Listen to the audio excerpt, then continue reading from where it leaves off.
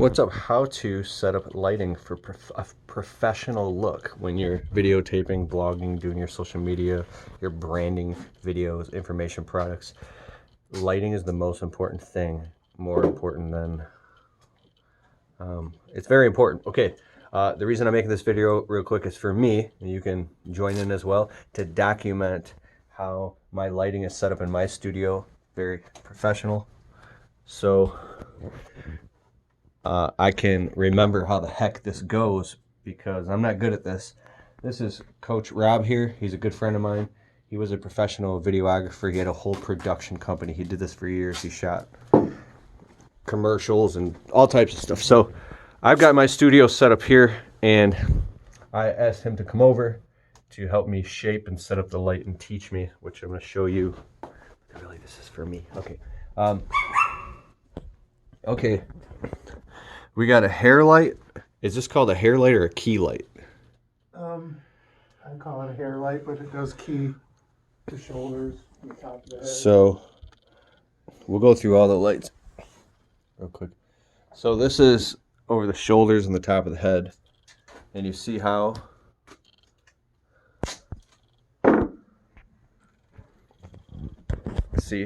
it's lighting up the shoulders and the hair and peeling me off of the background.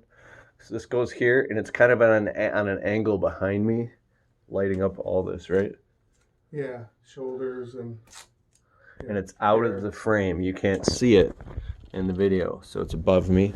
We got this Diva ring light, although it doesn't have to be. What is this light called? A fill light? Yeah, fill light. Why is it a fill light? Because this light is going to be hot, that one's going to be hot, and this one's just going to fill the shadows on the far side. Okay. So your key light, right, is either on the far side from the camera, okay, or it's on the short side. So this is a short side fill. That's more of a far side key light. I would like to have it farther behind you. Uh-huh. But with the setup down here, it made more sense to use a hair light. Okay, so if it was on the side, it would serve as both? It would be a far side key light because the lens is slightly off center, you know, when you're sitting in your chair. Yeah. It's to the left. So this is the short side and that's the far side. Okay. So key light, and then it's up pointing down at a 45, and it's 45 degrees as well. Okay. This is the Canon C100 with the 17x50 Sigma APC with the Rode Video Mic Pro Plus. We got extension cords all over the place. Now these lights back here are, what are these called? Accent lights, or I don't know. What? Yeah, they're background lights. Background lights. So he's got this blue, white, blue, and the reason for that is there's a nice blue hue on the walls to create depth. You know, that blue light's already pumped for me. And dimension. So it's different than the foreground color. The background color has a more depth and dimension, more color. It pops. Yeah, but helps give it a more finished look, more studio-esque, kind of an accent lighting. The reason he has the white in the middle is so it gives this type of halo, when it's directly behind my head in the shot, in the frame. See how it's like a halo behind me? Not like a halo, but it's white, so it peels my face off to make me the center of attention.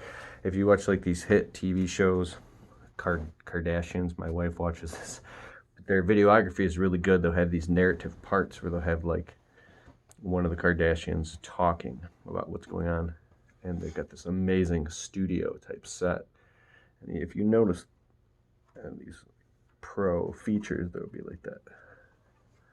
So I'm peeled off. So they're peeled off of the background. I don't know the words. Lifted, peeled, separated. Separated. They lift and separate. So you're putting this tape all over the floor. That's just to help you because your dogs run around and certain things. Oh, you put that piece of foam there. So what I'm going to do, and I'm excited, I'm going to make like literally 20 videos here and bang them all out over the next week or so.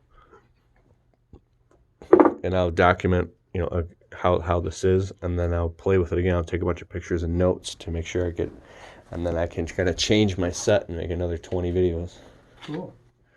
But would you recommend doing several videos on one spot, or constantly changing it? Like, what's the most efficient? Most efficient is set up so you like it and do it. And but if you change a program or a product or a chapter in your